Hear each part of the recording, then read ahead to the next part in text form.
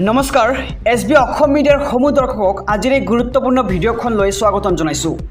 ৰাজ্য চৰকাৰৰ নিযুত মইনা আঁচনিৰ আজি ধন প্ৰদান কৰা হৈছে বা আজি ধন প্ৰদান কৰা হ'ব, কিন্তু এই নিযুত মইনা আঁচনিৰ ধন কোনসকল ছাত্ৰীয়ে লাভ কৰিব আৰু কেনেকৈ লাভ কৰিব আৰু যদি লাভ নকৰে তেন্তে কি কৰিব লাগিব আমি সবিশেষ জনাই যাম আজিৰ এই ভিডিঅ'খনৰ জৰিয়তে।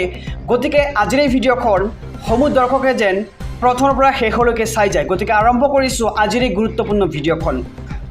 ৰাজ্য চৰকাৰে সমগ্ৰ ৰাজ্যতে উচ্চ শিক্ষাৰ ক্ষেত্ৰত ছাত্ৰীসকলক আগুৱাই নিয়াৰ বাবে মুখ্যমন্ত্ৰী নিযুত মইনা নামৰ এখন অভিলেখী আঁচনি হাতত লৈছে। আজি অৰ্থাৎ 6 অক্টোবৰত এই অভিলেখী আঁচনিখন সমগ্ৰ ৰাজ্যতে শুভাৰম্ভণি কৰাৰ বাবে ৰাজ্য চৰকাৰে সিদ্ধান্ত গ্ৰহণ কৰিছে।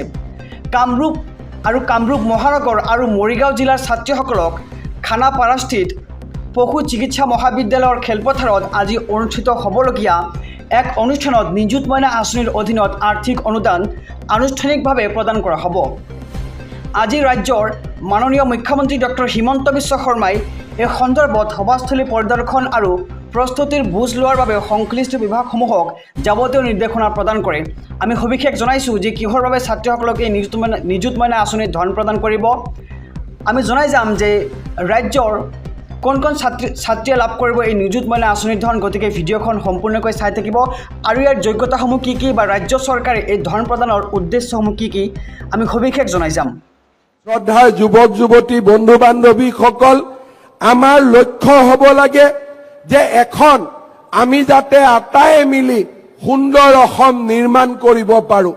সততে আন্দোলন, সততে হতাশা ই কেতিয়াও সমাধানৰ ৰাস্তা হ'ব নোৱাৰে। দৰ্শকসকল, এতিয়া হওক এই আঁচনিৰ বিস্তাৰিত খবৰটো জানি ল'ব যাওক। আপুনি এতিয়া পৰীক্ষা কৰক আপোনাৰ বেংক একাউণ্ট, যদিহে আপুনি নিযুত মইনা আঁচনিৰ বাবে আবেদন কৰিছে। আজি হাজাৰ হাজাৰ ছাত্ৰীৰ একাউণ্টত সোমাব এই চৰকাৰী ধন অৰ্থাৎ নিযুত মইনা আঁচনিৰ ধন, আৰু মুখ্যমন্ত্ৰীৰ নিযুত মইনা আঁচনিৰ অধীনত ছাত্ৰীৰ একাউণ্টত জমা হৈছে এই ধন বা জমা হ'বলৈ গৈ আছে। আজি আনুষ্ঠানিকভাৱে মুখ্যমন্ত্ৰীয়ে উদ্বোধন কৰিব নিযুত মইনা আঁচনিখন।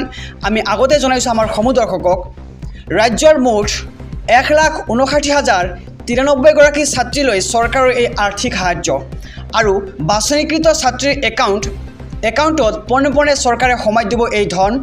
আৰু বাল্য বিবাহ ৰোধ কৰি ছাত্ৰীক উচ্চ শিক্ষাৰে শিক্ষিত কৰাৰ লক্ষ্য হৈছে এই আঁচনিৰ। আৰু মাধ্যমিক শিক্ষাৰ 1,01,458গৰাকী ছাত্ৰীক এই আঁচনিৰ বাবে বাছনি কৰিছে ৰাজ্য চৰকাৰে। আৰু উচ্চ শিক্ষা বিভাগৰ 57,635গৰাকী শিক্ষাৰ্থীয়ে লাভ কৰিব এই নিযুত মইনা আঁচনিৰ ধন। আৰু আগন্তুক 3 বছৰত মুঠ 10 লাখ শিক্ষাৰ্থীক সামৰি লোৱাৰ লক্ষ্য হৈছে এইবাৰ ৰাজ্য চৰকাৰৰ। আৰু উচ্চতৰ মাধ্যমিকৰ ছাত্ৰীয়ে 10 মাহলৈ মুঠ 10,000 টকা লাভ কৰিব এই নিযুত মইনা আঁচনিখনৰ জৰিয়তে। আৰু উচ্চতৰ মাধ্যমিকৰ ছাত্ৰীয়ে 10 মাহলৈ মুঠ 10,000 টকা লাভ কৰিব, আগতে কৈছোঁ। আৰু স্নাতক বৰ্ষত অধ্যয়ন কৰি থকা ছাত্ৰীয়ে 10 মাহলৈ মুঠ 12,500 টকা লাভ কৰিবলৈ সক্ষম হ'ব এই আঁচনিৰ জৰিয়তে। আৰু আজি এই আঁচনিৰ ধন চৰকাৰে মুকলি কৰিছে বা মুকলি কৰিবলৈ গৈ আছে। আনহাতে বিশ্ববিদ্যালয়ৰ ছাত্ৰীয়ে মাহে লাভ কৰিব 25,000কৈ টকা, ক্ষমা কৰিব 2,500 টকাকৈ। আৰু বিশ্ববিদ্যালয়ৰ ছাত্ৰীয়ে লাভ কৰিব 10 মাহলৈ অৰ্থাৎ 10 মাহলৈ লাভ কৰিব 25,000কৈ টকা। আৰু ইফালে স্নাতকোত্তৰ বিবাহিতা ছাত্ৰীও পাব নিযুত মইনা আঁচনিৰ ধন।